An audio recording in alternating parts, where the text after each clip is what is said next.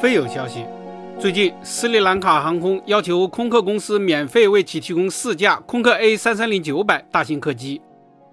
这个要求是新任董事长提出的，同时他还要求退还当初2300万美元的飞机定金，并且额外赔偿2亿美元。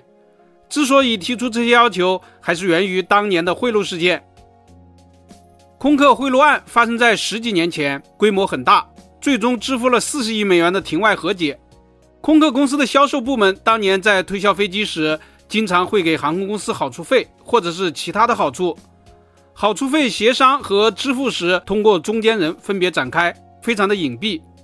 2013年，空客公司在内部审计的时候发现了这个问题，立即叫停了这种做法。但是英国、美国和法国的相关部门听闻后，立即展开了调查。全球的多家航空公司都卷入此案，包括斯里兰卡航空、马来西亚亚洲航空和哥伦比亚航空等等。其中主要例证，例如空客出资5000万美元资助亚航高管持有的 F1 车队，以及聘请斯里兰卡航空高管的妻子担当顾问等等。通过利益交换促成订单，在商界屡见不鲜，有些国家视之为商业贿赂，但是在有些国家并不见得违法，很多属于灰色地带。然而英美法3国的法律体系都很严格，空客感觉无法逃脱惩罚。为了颜面，空客公司在2020年同意分别向3国支付5.27亿、9.84亿和20.8亿欧元，并且从上至下更换了大批领导，获得了庭外和解。斯里兰卡航空的高管到底收受了空客公司多少好处费？有新闻报道说是200万美元。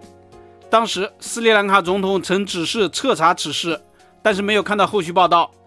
总之，当时斯里兰卡从上到下都反对空客公司的这种做法，认为这败坏了斯里兰卡的国家声誉，应该赔偿。斯里兰卡航空是斯里兰卡的大型国有企业，多年来保持纯空客机队。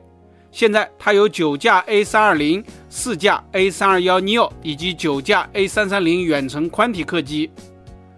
斯里兰卡的经济以农业和旅游为主，航空公司的作用很大，但无奈的是经营不善，经常赔钱。一架全新的空客 A330-900 的目录价格是 2.46 亿美元，连同2亿美元赔款在内，总价值约15亿美元。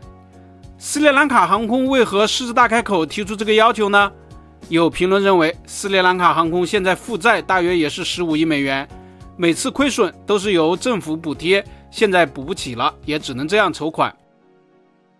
斯里兰卡本次的声誉求偿大概率不会获得空客的回应，或许只能当成业界的笑话。斯里兰卡航空想要努力支撑运营的心情可以理解，但是估计需要另想办法了。本期咱们就聊到这里，下期见。